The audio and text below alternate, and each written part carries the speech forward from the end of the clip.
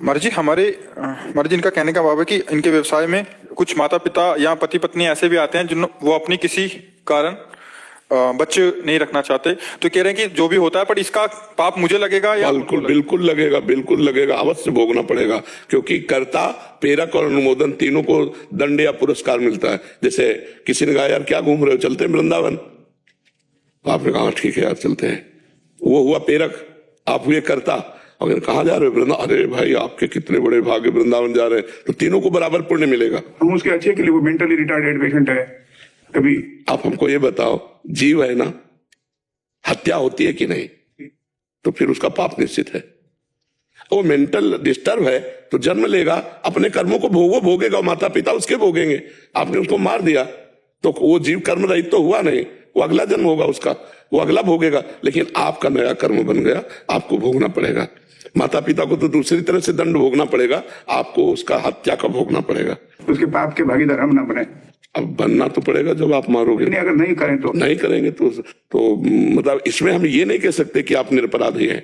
भागवती कानून में कानून जब पास कर दिया जैसे कि इसकी कल फांसी होगी और वो पापाचारी सिद्ध हुआ, अब जो जल्लाद उसको फांसी देता उसको पाप नहीं लगेगा, क्योंकि वो कानून ने सिद्ध कर दिया है उस जीव को कि इसने पाप किया और पाप के परिणाम में मृत्यु दंड का अधिकारी है। अब उसे जो मृत्यु दंड देता है उसका, लेकिन उस जीव को पापाधीन तो नहीं माना जा सकता, उस जीव का अपराध तो नहीं है जिसकी आप हत्या करते हैं।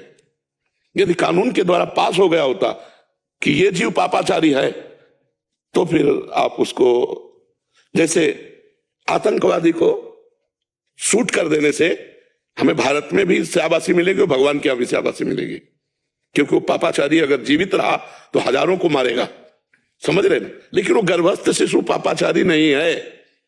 इसलिए ये अध्यात्म का और सांसारिक कानून का थोड़ा बड़ा अंतर होता है, उस शास्त्रों से ही लिया जाता है कानून, लेकिन अंतर होता है।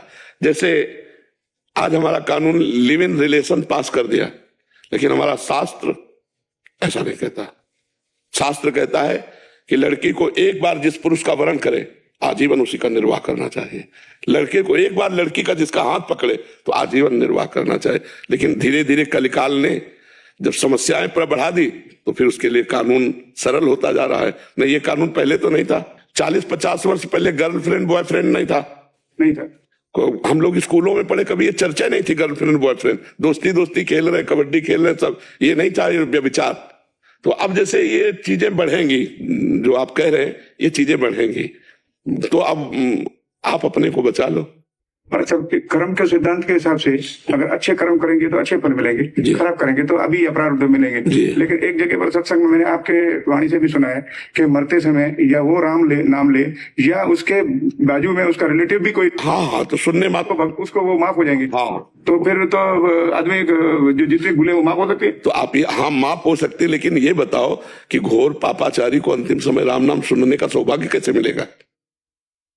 जन्म जन्म मुनि जतन कराही अंत राम, ऐसी जगह मरोगे जहां रिलेशन पहुंचेगा ही नहीं वो राम नाम सुनाने वाला भी नहीं पहुंचेगा। कि अगर साधु का भी वो दर्शन करे डेड बॉडी तो भी उसको मिलेगा, ये सब सुना है। हाँ आप हर पॉइंट याद किए हो, लेकिन ऐसा साधु देखेगा ही नहीं उसकी डेड बॉडी को। देखो शास्त्रों में लिखा हुआ है कि जैसे हम धर्म कर्म करते हैं, हम नाम जप करते हैं, थोड़ा भजन कर लेते हैं, लेकिन अंतिम समय बड़ा दुखद होता है जब प्राण निकलते हैं।